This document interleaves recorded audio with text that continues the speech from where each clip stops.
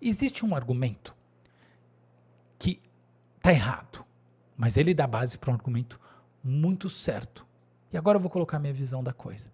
E o argumento errado é o seguinte: a noção determinista, que é ainda a noção newtoniana, não é compatível com o universo.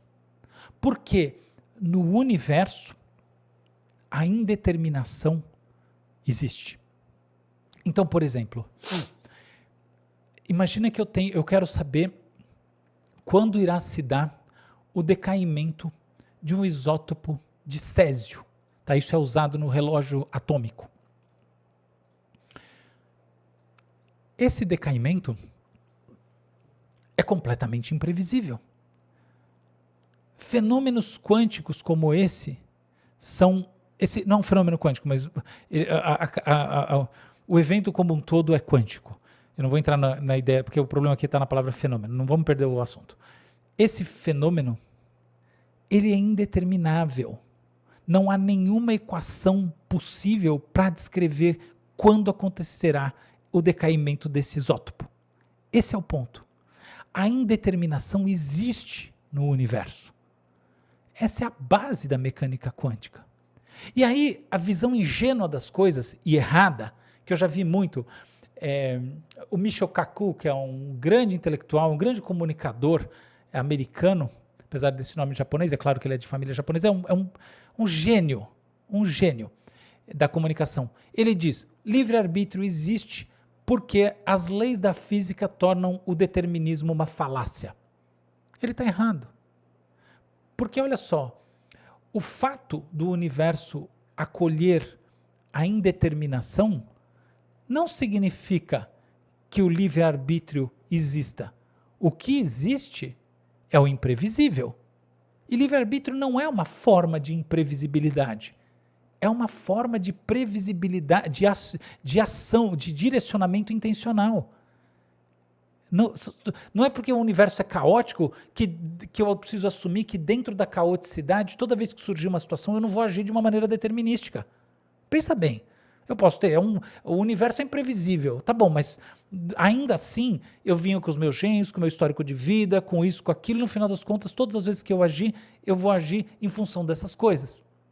Então, portanto, o argumento não resolve o problema como o pessoal que puxa a cartinha da mecânica quântica assume, ou quer fingir que assume. Mas serve como base para algumas reflexões que elas são interessantes até a gente chegar lá. Então, um outro passo é a gente pensar o seguinte: a questão toda não está exatamente na previsibilidade e na indeterminação do universo do ponto de vista da mecânica quântica, mas no fato de que no mundo real as coisas possíveis elas vão se ramificando de maneira cada vez maior. Vou pegar aqui uma alegoria. Surgiram os LLMs, depois surgiram os algoritmos de raciocínio. O que fazem os algoritmos de raciocínio do tipo R1 da DeepSeek? Eles pegam um problema e, ao invés de jorrar palavras, ele cria o primeiro parágrafo, a primeira ideia, e a partir disso ele ramifica várias possibilidades para a segunda ideia.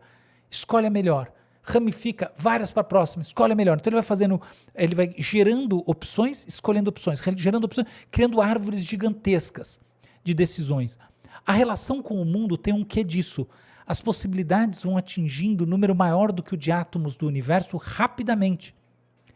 E não é economicamente viável, do ponto de vista biológico, evolucionário, você ter um sistema que vai fazer um cálculo intencional, que vai usar um conjunto de determinações todas as vezes para tomar decisões nesse mundo, nesse contexto. Muito mais interessante é você pensar, muito mais racional, eu diria, faz muito mais sentido você pensar que esse desenvolvimento sobre o mundo, ele funciona como mais ou menos uma computação.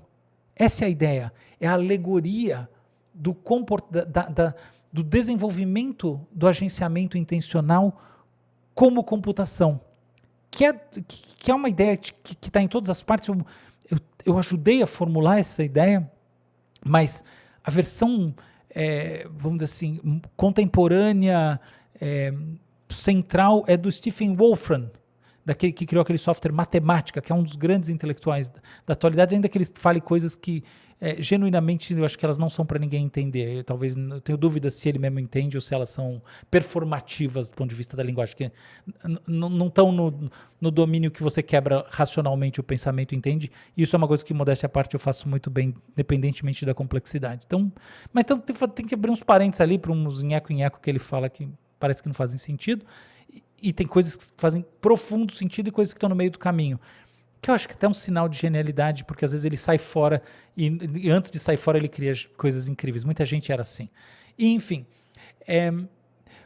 a ideia toda é que a gente lida com o que surge, no momento que surge, com uma boa dose de acaso.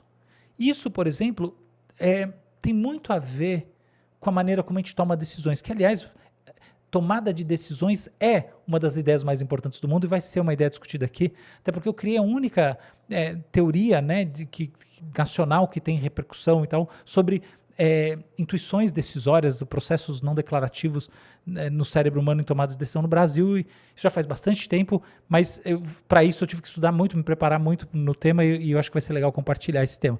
Então, fecha o parênteses, porque livre-arbítrio tem tudo a ver com decisões, e vamos olhar para o ponto central da história.